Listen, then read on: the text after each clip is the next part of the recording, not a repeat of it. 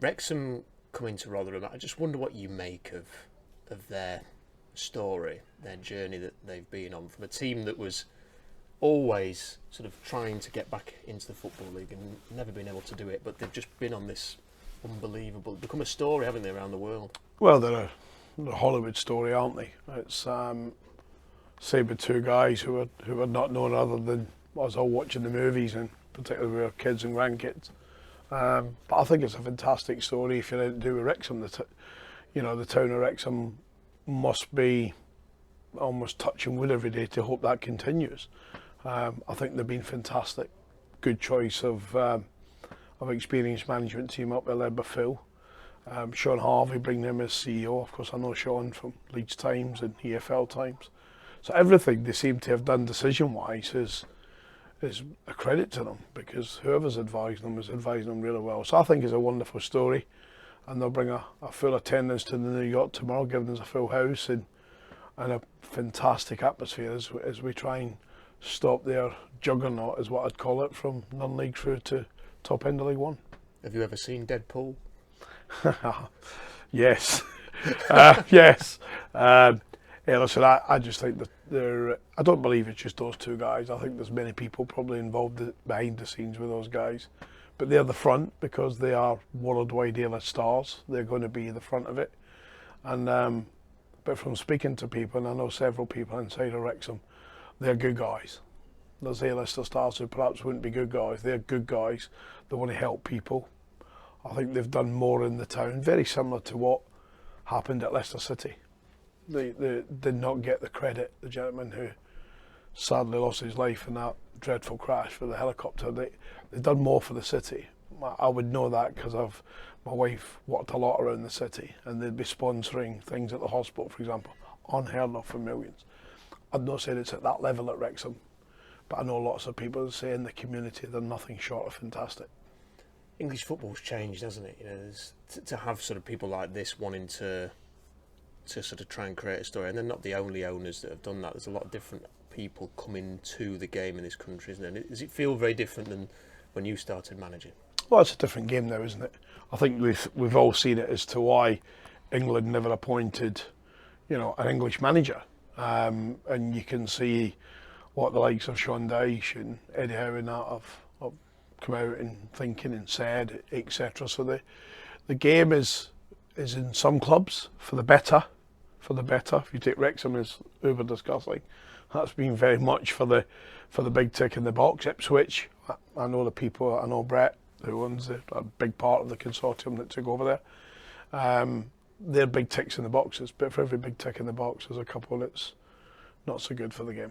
Do you think Thomas Tuchel will do better at England than Bertie Vogts did in Scotland? That's what I was discussing the appointment with my chairman, and he said, "What did I think?" And I said, "I'd pick the worst man in the world to manage England. I'm Scottish. Yeah, I way to win." Yeah, listen, we all have our own thoughts on that, don't we? I think the English national team should be managed by one of the gifted, educated coaches that we've got in the English game. I think there's many that's gone through the system. I'm not English, of course, but if I put my head on, I've been living down here for 30 years. It would have been right to appoint an English manager. But when you go outside of England, then you cannot doubt the credentials of the man. They're incredible when you actually, I didn't know some of them, when you break down these CVs, and an incredible list of honours.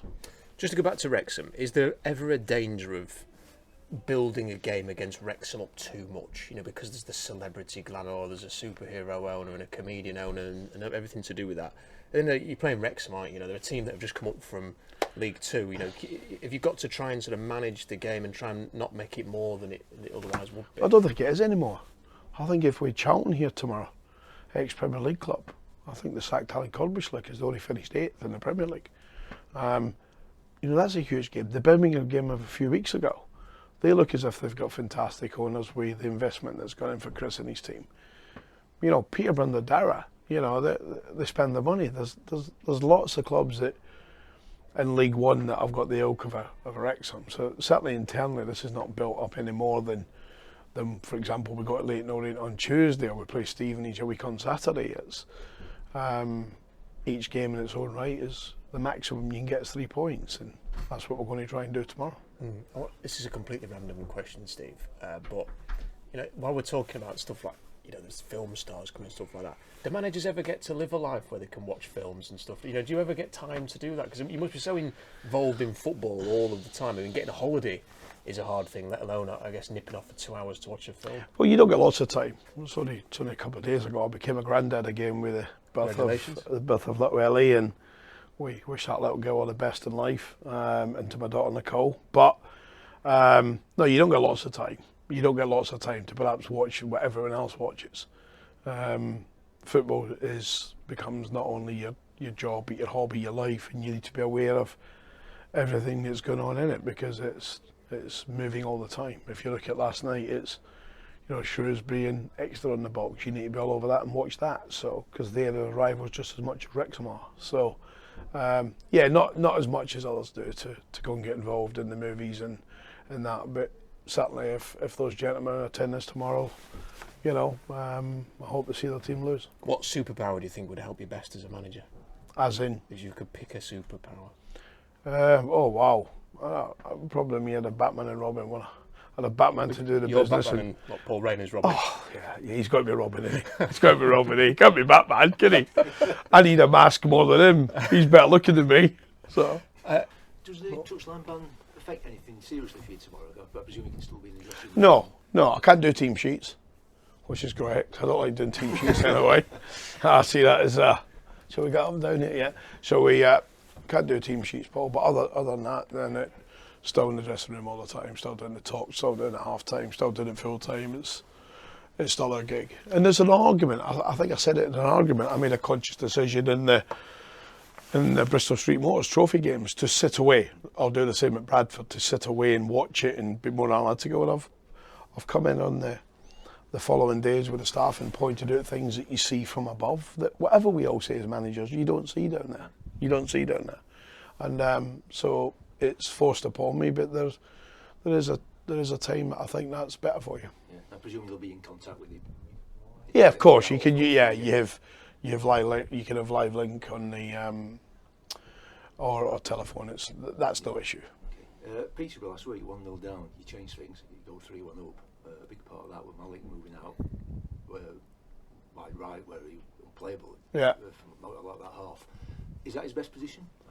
I think Malik's gifted in a number of positions. But I like to take counsel and speak to people and use my eyes as a final judgment as to where Malik's been really effective. And I've seen him been really effective against my teams in certainly the two positions we played him in, which is in the 10 position, number 10, top head diamond, short wide right. But I've also seen him very effective on the left-hand side as well, both at Doncaster and at Hull. And so Malik can play in any of those three positions. But when you play as well as he did in that half-hour spell, and you hit the bar, you cut inside, you hit the bar, and then you top it with a sensational goal, people automatically say that's what they play him every week. We just need to take the whole team into consideration when we shape it. Yeah, just confirm Kelly and Raggett both available.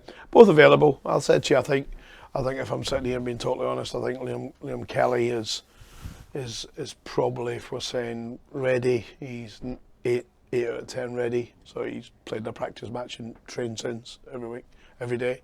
Sean's a little bit more feeling little niggle here and there, so we just have to be careful with him. But if he has to be on the lineup, he's in the lineup. You were hoping on Saturday it'd be good news about Jono and his hamstring. I think Jono's going to be about 3 weeks, so it's a blow. But at the end of the day, it's we can even identify on the goal where he does it, and it's when he stretches to strike the ball with such power. It's on his opposite leg to the power, but that's his standard leg, so he's putting some power through that when he strikes the ball. So it's a blow, but the good news about Johnson is he's a quick healer and he'll want to be out there as soon as he can. So Jack, it feels like a long while now since we last spoke on camera about when you first joined the club. So how have you settled in to Rotherham United? How have you found it? Yeah, the time's flew by, to be fair. It just feels, normal to me now, sort of what I'm doing. I can't believe how much time has passed so fast, to be honest. But yeah, I'm loving it every day. I'm enjoying it. I'm always happy coming in. and ready to go and ready to work. So yeah, I've got no complaints. I'm absolutely loving it, to be honest. And without stating the obvious, it has been a massive change in your life, hasn't it? Going from playing football part-time just for the love of it, really, and working a job to now this is your full-time job. So just talk to me about that change and how you sort of adapted to that. Yeah, it's crazy because, like I said, I can't really think back to not doing it now. I know it's only been a couple of months or so, but it just feels like, yeah, I'm just loving it, really, and just turning up every day and training and know I've got that's my job. Is like, it's crazy to think about, to be honest, and like I said, I'm just enjoying every day and taking every day as it comes. But yeah, I'm loving it, and yeah, it's hard to describe, to be honest. But yeah, coming in and working with some of the level of the players that I'm working with, and knowing I've got to compete with that, and try and keep up with them boys is great, because it's only making me better, and I can feel it. I feel fitter and stronger and all of that sort of stuff. So yeah, loving it. And you speak about the players that you're now playing with. When you see someone like Malik Wilkes and how he performed against Peterborough, and especially in the first half last week, is that something where you're learning from someone like him every day and thinking that's where you want to be? Yeah. So obviously, I'd say Mal is like sort of similar to me. When I look at Mal, I think that's what I want to do when I'm playing. When he scored against Peterborough on the weekend with the chop and stuff, like that's the sort of stuff I want to be doing. So, watching Mal perform like that is great, really, because it gives me something to work towards. I can look at Mal and go, yeah, that's what I want to be doing. So I got to turn up and train and show that I can do that sort of stuff. Yeah. And you've still got that fearlessness, haven't you, that you first had, when you came on against Sheffield United, when fans saw you for the first time. Yeah. It was like you're not afraid to knock the ball past somebody and run, and you've been doing that in the cameo since you've been coming on. How important do you think it is for you to keep that?